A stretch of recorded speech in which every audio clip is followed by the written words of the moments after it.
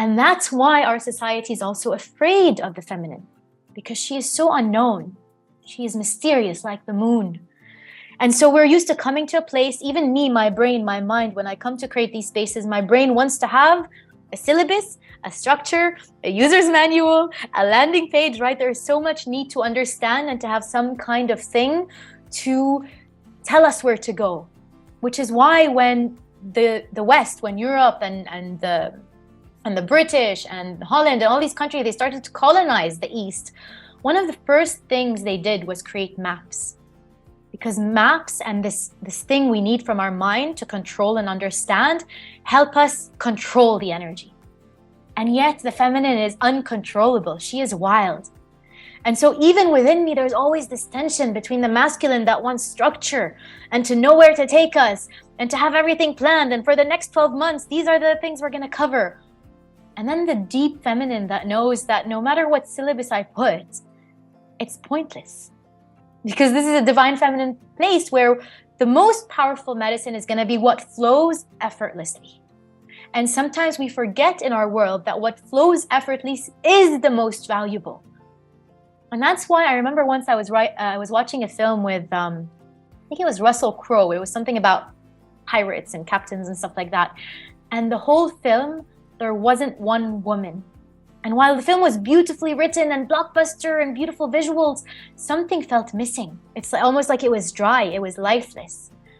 It's because there was no woman, there was no feminine energy in the whole movie. It was a man's quest towards whatever he needed to do in the world to become this legend, this hero. But without the feminine, life is tasteless. It has no joy, it has no music. And that's why there is this constant balancing of the masculine seeking the feminine all the time, because we are what bring the masculine into that flowering state. The feminine is about an energy that flows through all of us. And without it, just like a movie is lifeless, our life becomes lifeless. And our earth becomes drained. And our resources vanish. Because part of that feminine life is the wisdom of the feminine that knows that everything has a life cycle, and the knowing that all things must go through this contraction and this expansion. And yet, who here in your job or in your work, if you are still in corporate, realize that there's no acknowledgement of this energy anywhere in the world? In work, where you're supposed to show up every day like the day before, every week like the week before, every month like the month before. And yet this is so unnatural to our being. And that's why also the earth starts depleting the energies. We're seeing what's happening. Because we're not meant to just be going out and doing and giving and doing all this energy all the time. There's a time for us to come back. And that coming back is more subtle. And it takes a deep level of trust. And it takes a deep level of surrender to know that even when you trust, you're going to end up somewhere beautiful. You're not going to end up in a place that takes from you. Because for a lot of us, when we were young, the traumas that we experienced, whether through our parents or society or schools, taught us that when we trust, when we just let go of our guards, we can be hurt. And so we closed to protect ourselves. And until now, until I would say 5-10 years ago, most of us in the collective had this very strong guard, and it was there for a purpose.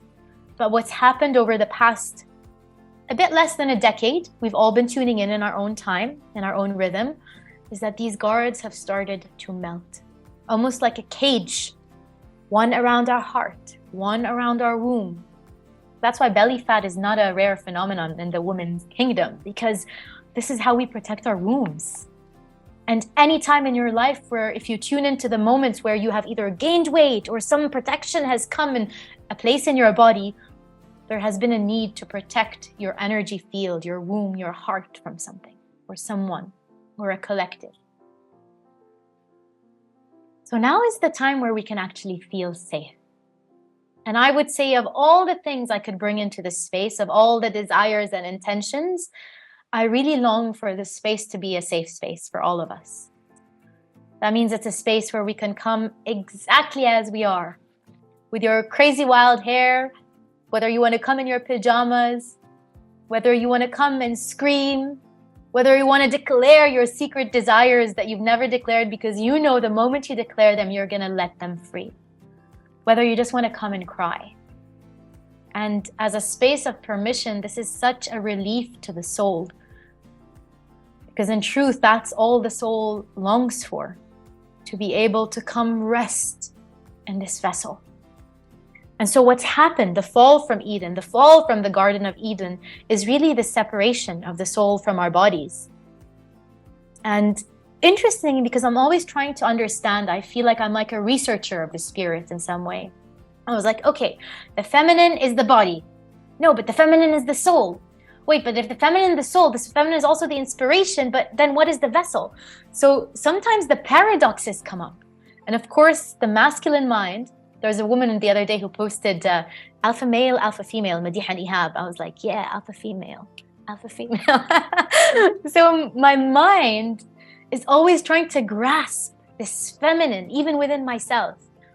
But the times where I'm best able to taste her, to know her, to feel her, is when that mind can say, you know what? I'm in a safe space, and let me discover what's possible in this space.